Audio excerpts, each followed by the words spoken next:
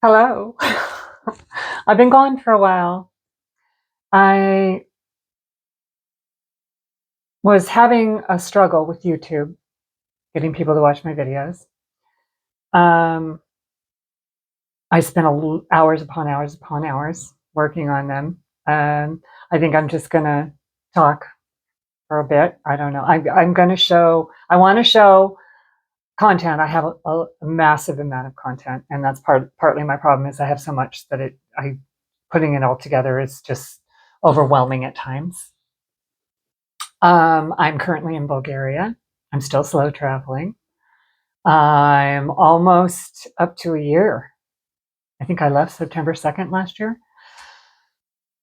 What is it? What is the date today? I don't even know. It's the 29th of August, 2025. I left September of 2024. I can't believe it's been a year. Flew by. I have pretty much spent 3 months in every location, and I'm changing that a little bit for various reasons. But I'm going to talk today about some of the things that no one tells you about slow travel, especially the way I do it for 3 months at a time or 2 to 3 months at a time. Um, yeah, I've been off of YouTube also because I've been on TikTok. And I have, as you can see, very few followers here. Yeah, very few followers. And on TikTok, I have over 10.2 thousand, 10,000, over 10,000 followers. It's just TikTok was easier. You can do a 30-second video, 15-second video. You can do a 10-minute video. And you can use music really easily. And yeah, so I found that a little bit easier. That's going away. And I want to focus on just one platform because that's also got overwhelming because I was trying different platforms. And at the same time, I'm trying to enjoy my life. And one of the things that no one talks about really is that I found while I was recording, I go out and I record all this beautiful scenery of places I was at and cool things, right? And I'd look at the recording later and I would be like, oh my God, I didn't even notice that. I'd record something and not even notice it until I looked at the recording. Like I didn't even see that beautiful sculpture or whatever it was. I didn't even notice it. So I wasn't fully there. And I want to be fully in the moment in my travels and really experience it. And also there's a lot of boring time because I'm not on vacation. I'm slow traveling. I'm living in different countries among the locals and often in smaller neighborhoods away from the touristy areas because it's less expensive. So, and I stay, for long periods because it also is less expensive that way. So, let's get into it. I'm going to talk about some of the things that I've experienced that not a lot of people talk about. They may talk about some of them, but I'm not sure they talk about all of them. So I'm going to share some of those. And, like I said, everybody talks about the glamorous side, this beautiful sunrise or sunset or how great the food is. And it's not always great. And the freedom. And, I'm on a budget, so I don't have total freedom. And there's certain things that I won't do too, because like I'm terrified of heights, for example. So I'm not going to climb to the top of the mountain. But no one tells you about that other side that isn't so glamorous. There's a lot of little annoyances or definitely culture shocks. things that can make or break your experiences. And I broke down a few times recently. When I was in Montenegro for the summer, I broke down because it was brutally hot, like 107 degrees. When I came here to Bulgaria, my luggage was lost for 2 days, and I had to wear the same clothes for like almost 4 days. Things like that. Anyway, let's get into it. So there's the everyday realities. You'll always be packing some dirty clothes, even if you can get them washed right before you go. You're always going to pack some dirty clothes. You'll buy ingredients that you don't use up in time.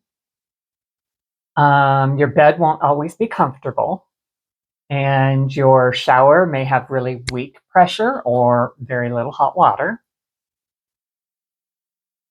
You might have really thin towels. I encountered that in Turkey. Not in every place in Turkey, but in some. Mold that grows really fast.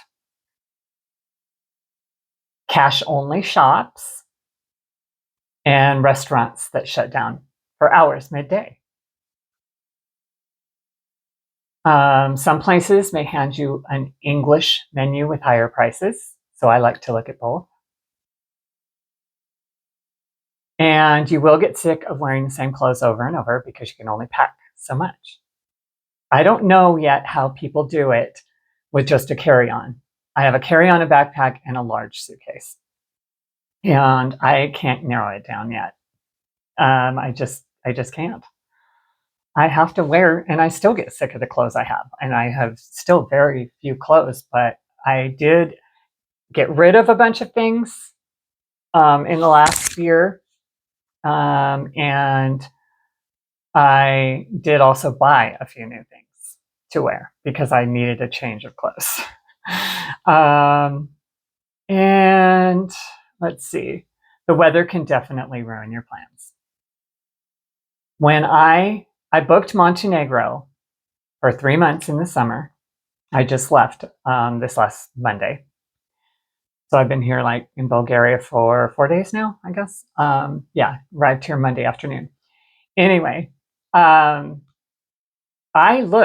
research. I do a lot of research on whether, everything about the country and whether I need a visa or because that changes constantly, whatever it is, right?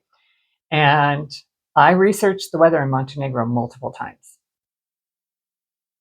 And it said maybe high of 80s.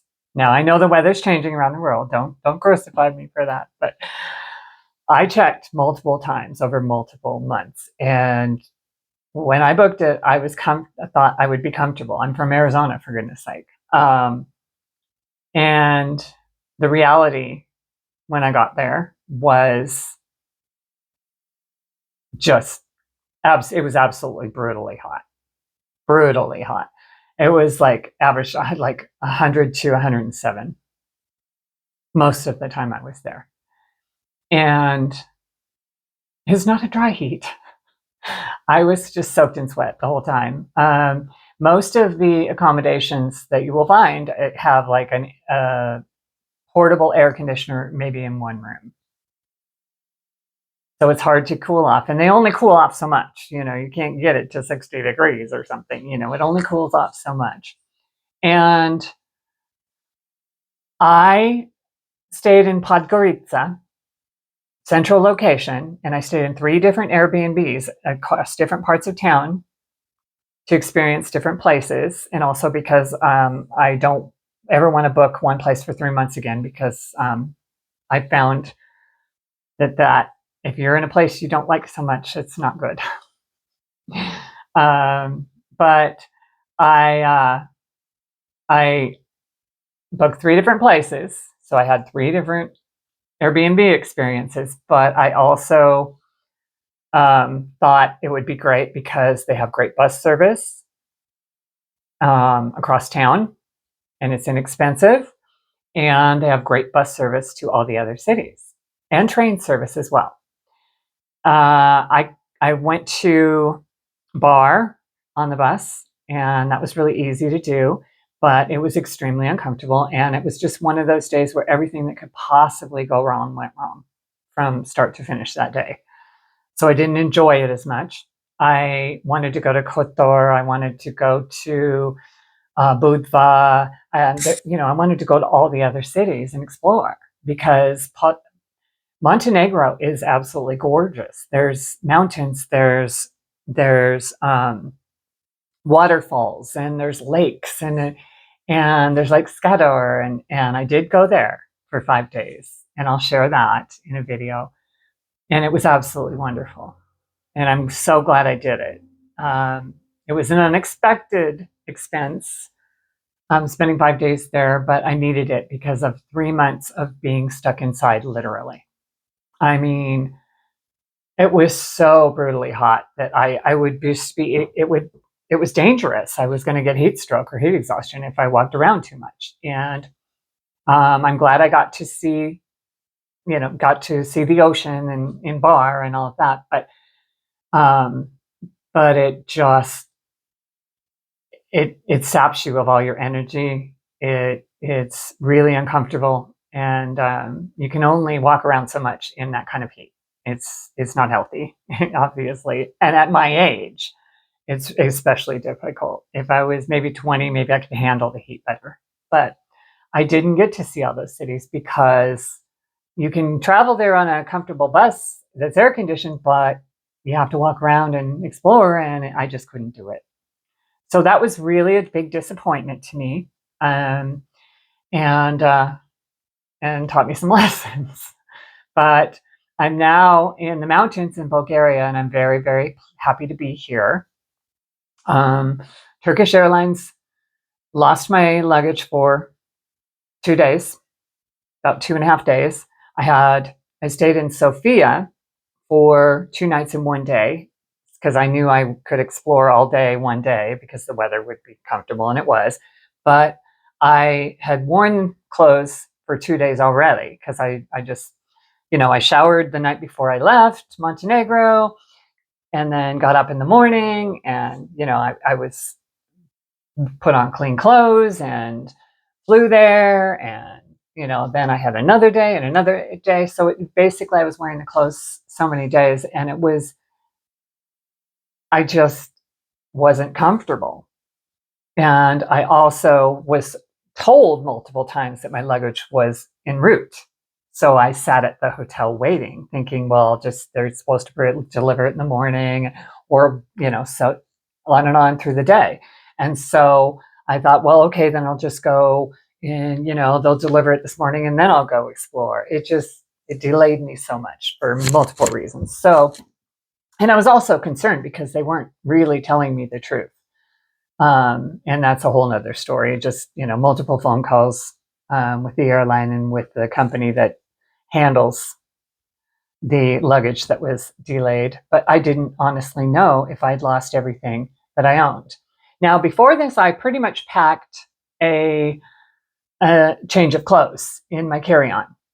But I also had to check my carry-on once before when I traveled. You never know that. But it's a good idea to have at least a change of clothes in something that you can carry on the plane. And the one time I didn't, of course, I had nothing. So, but it was very stressful because I didn't know if I had lost all my clothes, and everything that I owned pretty much was in there. The only thing that I bring in my carry-on is like computer equipment and that kind of thing. So, yeah. So those are stressful, stressful experiences. But anyway, moving on. Food and culture shocks. Toilet paper can often be really rough. It can be really thin, and some of it's like sandpaper. Be prepared for that. And there's lots of times where you're not able to flush it and you have to just put it in the trash. Napkins can often be really, really tiny little squares, and they might just give you just that. Tipping. Many restaurants will only take cash, not credit. I mean, I'm finding more and more are taking credit cards now, but and you like in Buenos Aires, they took credit cards, but it was good to have cash for tipping because they didn't automatically add the tip. Every place I've been since, Spain, Montenegro, Turkey, they just can add it to, your credit card. Test. This is a pro tip. Now test if you're doing laundry, taking your laundry to a service in another country. I had to do that. I didn't have a washing machine in Buenos Aires, so I had to take my laundry to a service because I was there for 3 months. That was my base, and I explored other cities, as I talked about in previous videos. But test your laundry with test the service with just a few clothing items. Don't bring all your clothes. I brought all my clothes that were dirty, and quite a few of them were destroyed. Came back with holes in them, and it was bad. So I learned my lesson there. Grocery quirks. In Montenegro, they just handle the raw meat with their bare hands. So if you want some ground beef, they're just going to grab it with their bare hands. It's just kind of odd to me. Anyway, I didn't get any ground beef. So, and recycling is definitely not a thing in Podgorica. In most countries, I found they recycle. The money surprises. In local neighborhoods, food is a lot cheaper than in the touristy areas. Gosh, in Podgorica, I got, what did I get? I got coffee, cold pressed juice, and like 2 meals worth of food, literally. I think it was like a pizza thing that I got, and it gave me 2 meals. And I also had like a wrap at a restaurant one time, and basically that was $5.12 USD. Not everything is cheap though. But the local neighborhoods is where you want to find your food.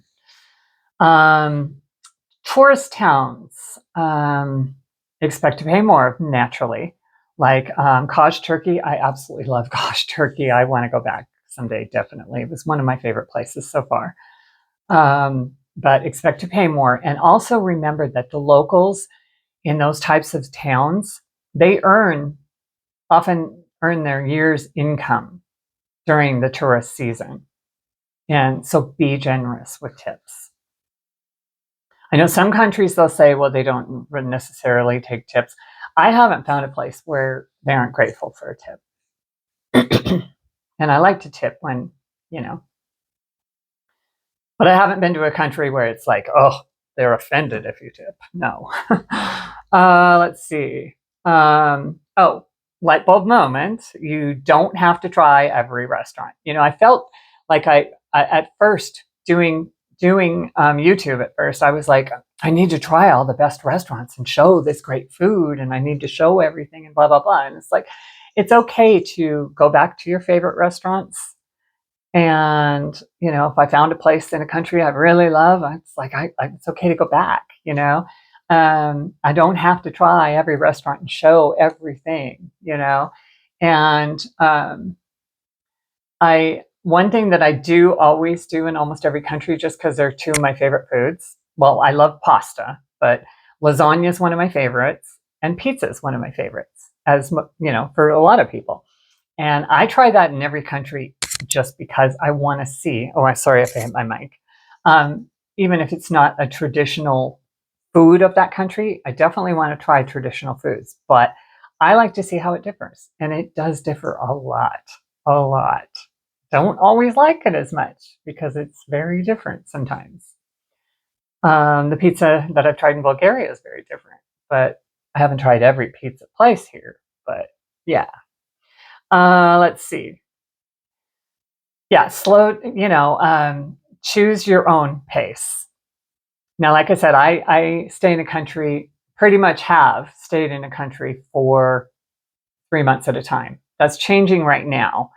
And I'll explain why. I was going to be here in Bulgaria in Bansko, where I am now. I was only in Sofia for a day and a half. I'm in Bansko for a month. I was going to be here for 3 months. And then I was going to move on to Romania. That changed because at the beginning of the year, I had booked this way early and paid for it way long time ago. And I, I wanted to be in the mountains. And what I've experienced of Bulgaria so far in the last week that I've been here, last 4 days, whatever, in Bansko, I'm already trying to figure out when I'm going to come back. I would have been happy here for 3 months, no question. It's charming, it's peaceful, it's fresh mountain air, the water's great, it's beautiful, the people are so kind. I'll go into that on another video, but I love it. And I know it's only been 4 days, but I love it here. But I'm only going to stay a month because at the beginning in January, Bulgaria and Romania joined the Schengen. See, they weren't both in the Schengen before that. So, you have to go in and out of the Schengen. You can only stay in the Schengen for 90 days and then you have to leave for 90 days. And I'm very careful about that. But yeah, I didn't realize it until, gosh, about a month ago. And I woke up and I was like, oh my goodness, they're both in the Schengen. So I had to make a change of plans. And I was able to knock off 2 months here in Bulgaria. And I'm going to another country outside the Schengen for 2 months to 2 different cities. And then I'm going to Romania for 2 months. So I'll be back in the Schengen, but then it'll be the end of my 90 days. So it's all good. And I only lost about $150 because of airfare, because I had to cancel a flight and I didn't get it all back. So it actually worked out. And also I'm going to a new country that I wasn't planning on going to yet. So I'm very excited about that. And yeah, so I won't be 3 months, 3 months, 3 months. And I also, it's been a whole year and I haven't seen that many countries. So I need to speed it up a little bit. Okay.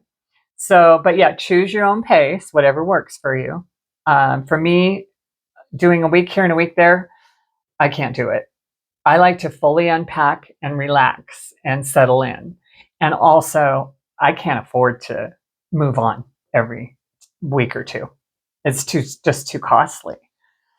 So just know that slow travel is basically living in another country. I am living in another country because the US is too costly for me.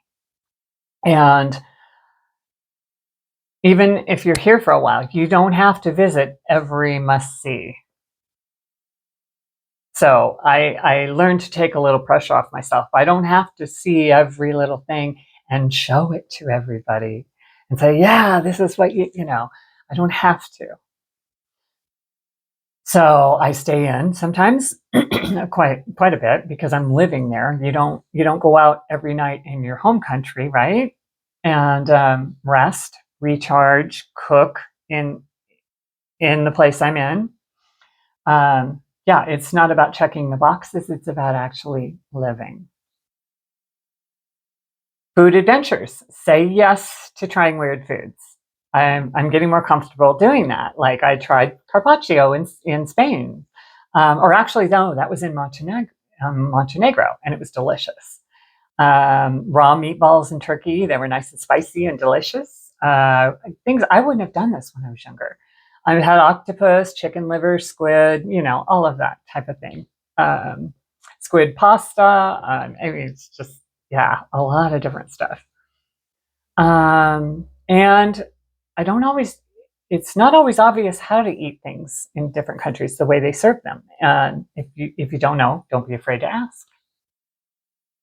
Expect surprises like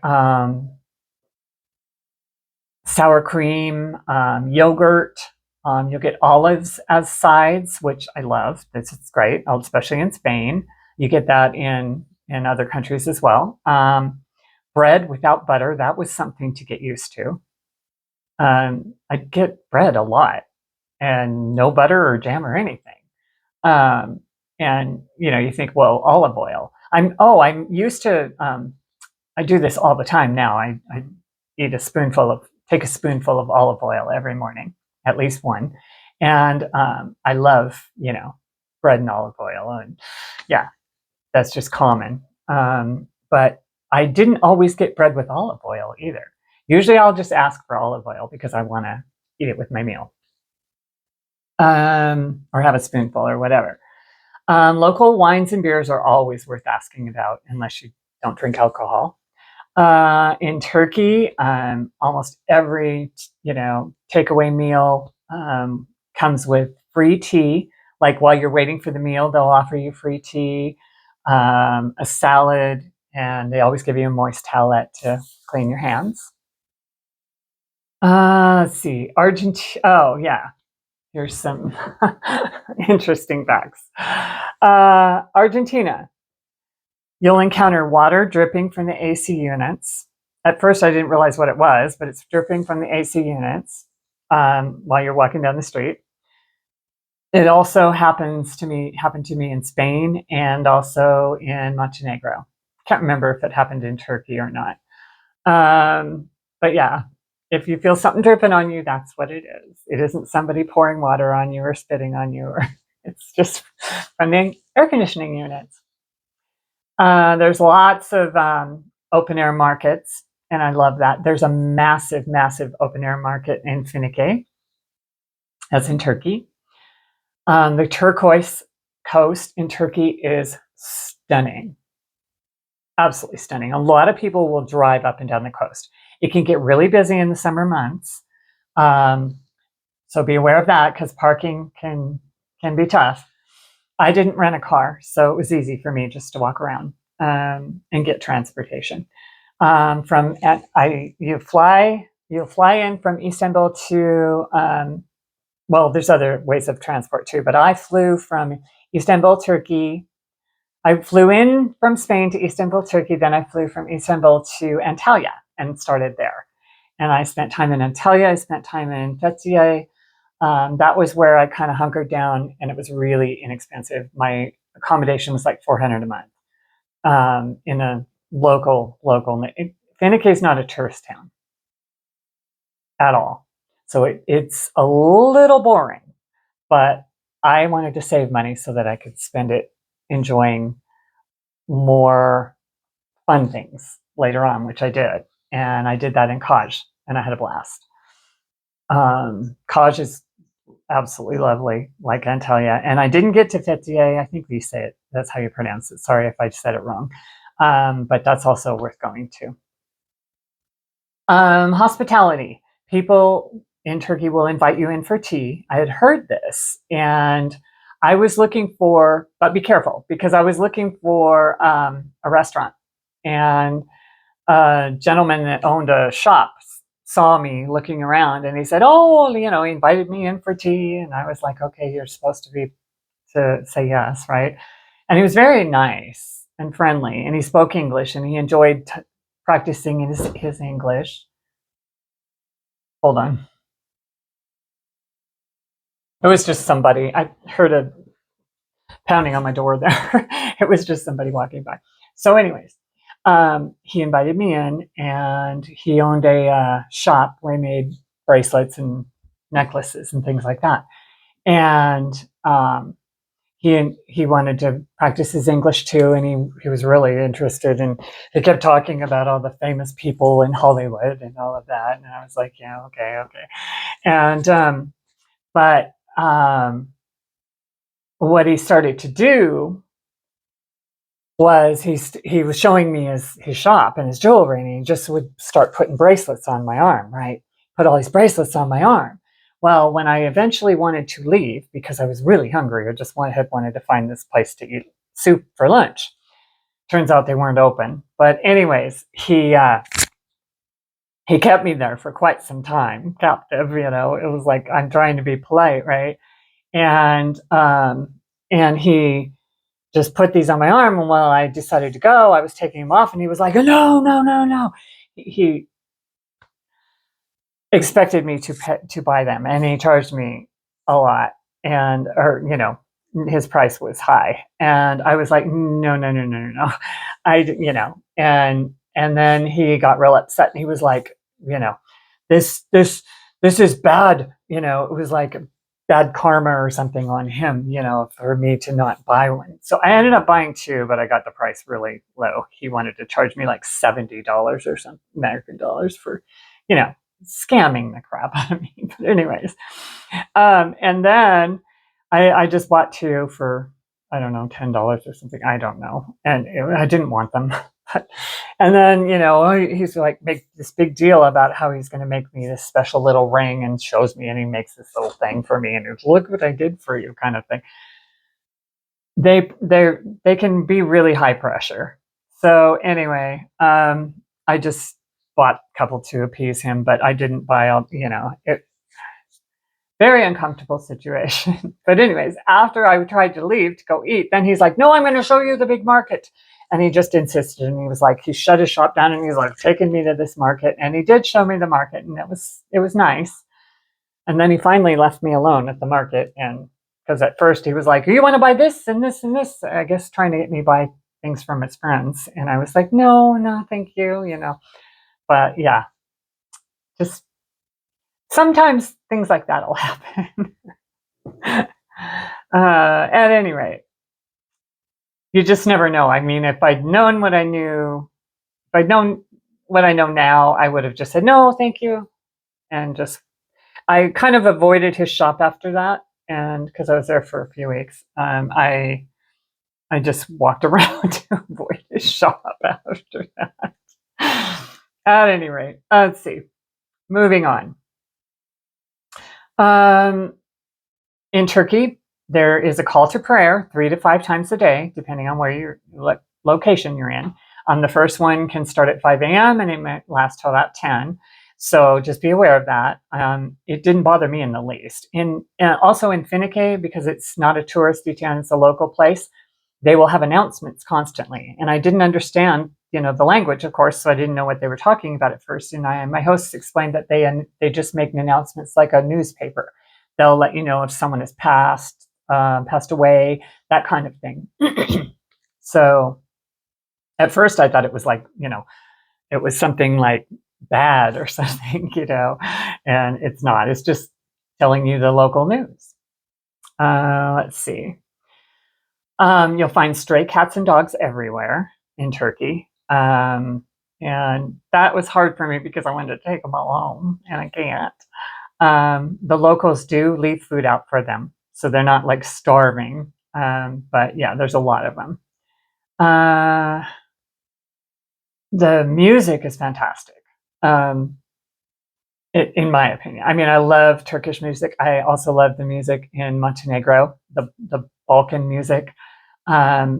It's just very, very celebratory, and it's uplifting. It's just celebratory, and I love it. And there's a lot of music everywhere. The weather in May was in the 70s. It was comfortable. There's a lot fewer tourists. It started to pick up when I was leaving at the end of May.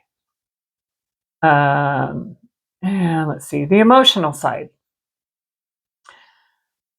That's been the hardest part for me because I meet people everywhere I go, and I meet people from all over the world. And, I might get in conversations with them over breakfast or dinner and really form a connection. And, and also my hosts in Spain, I rented a room in a house with a couple, and I absolutely adored them. And then you have to say goodbye, and it's really, really hard. And knowing that you may be goodbye forever. You may see them again and you may not. And I've met a number of people, and I haven't seen them again, but some of them I'm still in contact, but you don't get to see them, and that's hard. You'll miss certain foods from home for sure. I couldn't find Parmesan, and I love Parmesan. I couldn't find that anywhere in Turkey. And maybe they have it, but I couldn't find it anywhere I was in Turkey. And I got dishes with Parmesan in restaurants, but I couldn't find it in the store. Let's see. So I found some when I got to Montenegro, and I was so excited because, fresh, not in a package, fresh mozzarella that you can grate, or not mozzarella, Parmesan that you can grate. So that was really nice. You'll struggle with the currencies, you'll struggle with the languages. And I really thought when I left back last September, I was going to learn Spanish, Spain Spanish, and all this because I knew I was going to be there for 3 months. But when you're in different countries for 1, 2 to 3 months, you end up not learning the language because the language is going to change drastically in the next country and then the next and the next. Such different languages. And Turkish was really a hard one for me. Because obviously you want to learn certain phrases like hello and thank you and that type of thing. But that was a tough one. But yeah, there's no way I can learn a new language every 3 months and master it for sure. So,